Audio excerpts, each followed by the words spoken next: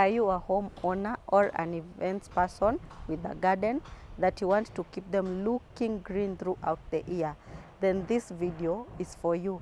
Here we are going to explain and show you the different components of lawn irrigation that you require to keep it green, and it is an automated system. It can either come as an automated system or just a manual system. Stay with us till the end and learn.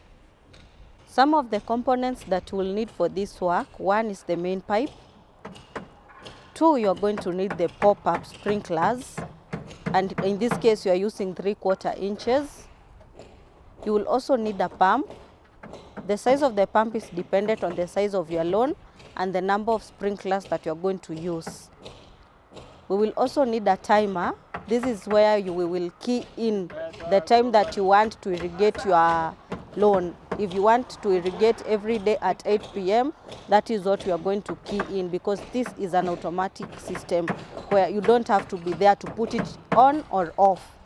We will also show you the other small components that are needed to join the pipe and also connect the pump to the piping system. We will also show you the pressure tank. This one is used to keep